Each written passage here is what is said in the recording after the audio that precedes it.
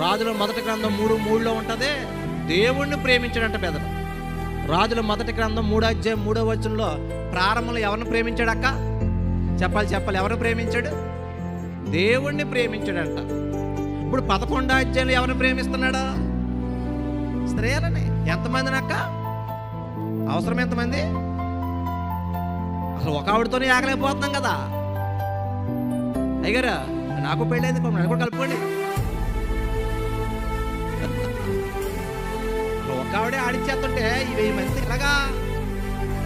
అందుకే ఆ 11 కిందకి వెళ్ళిపోతే ఆ 3వ వచనం లాస్ట్లో ఉంటుంది, అతని భార్యలు అతని హృదయాన్ని త్రిప్పేశారంట.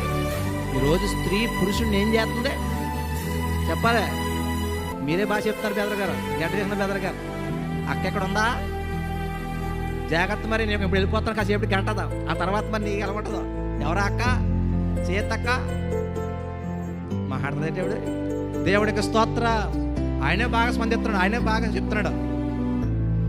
రాజుగారు కింగ్ అతని హృదయాన్ని ఏం చేశారంట? తిప్పేశారు. మీరు తిప్పేస్తున్నారా మీ ఆయన్ని? మీకు ఎలా కాదు అలాగా? మా అమ్మాయి ఇంటికి వెళ్ళాలంటే అలా కదండి. ఏ నర్మయ్, ఓకే మాట్లాడేటక్క. మీరు కూర్చోమంటే కూర్చోవాలి, నిల్చోమంటే నిల్చోవాలి, వెళ్ళమంటే వెళ్ళాలి. ఎంత జ్ఞాన బలం ఉన్నాడు ఎక్కడ పడిపోయాడు చెప్పండి? స్త్రీ విషయంలో పడిపోయాడు. బాధ. ఈరోజు అందరూ ప్రార్థనా పరులే, భక్తి పరులే, కానీ నువ్వెక్కడో పడిపోయావు. కామాతురత గలవాడేనుంది అక్కడ. కామం, మోహం. ఈరోజు చిన్న పిల్లలకు కూడా కామంతో నిండిపోయారు, మోహంతో నిండిపోయారు. కామపు చూపులు, వికారమైన చూపులు. సెల్ ఫోన్లో అందరూ ఉన్నప్పుడు చూసేవి వేరు, ఎవడో లేనప్పుడు చూసేవి వేరు. లేరా సహోదరుడా, సహోదరి, నువ్వెక్కడ పడిపోయావు? మోహపు చూపుల్లోనా, కామ వికారమైన పనుల్లోనా, అక్రమ సంబంధాల్లోనా, జారత్వంలోనా, వ్యభిచారంలోనా, అధికార కాంక్షలోనా? టైం పరిగెడుతుంది కాబట్టి నెక్స్ట్ పాయింట్కి వెళ్తాను. ఇక్కడ దాకా అర్థమైందండి, అర్థమైంది. సొలొమోను ప్రారంభంలో 3:3 ఏంటి? దేవుణ్ణి ప్రేమించాడు, అంతే కదా. రాజుల గ్రంథం 3:3 ఎవరిని ప్రేమించాడు? దేవుణ్ణి, యెహోవాను ప్రేమించాడు. 11 ఎవరిని ప్రేమిస్తున్నాడు? మాట్లాడేటక్క.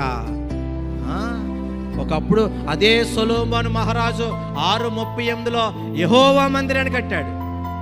ఆ 11 లాస్ట్కి వెళ్తే కెమేషు దేవతలకి బలిపీఠాలు ప్రారంభం ఉన్నట్టు ముగింపు. అందుకే ప్రసంగి 7:8 అంటాడు, కార్యారంభము కంటే కార్యాంతము. అమ్మా, ప్రసంగి 7:8 ఏమన్నాడు? కార్యారంభము కంటే కార్యాంతము మేలు. ఉండలేదన్నమాట. చదవనమాట ప్రసంగి గ్రంథం 7:8. కార్యారంభము కంటే ప్రారంభం కంటే ముగింపు బాగోవాలి.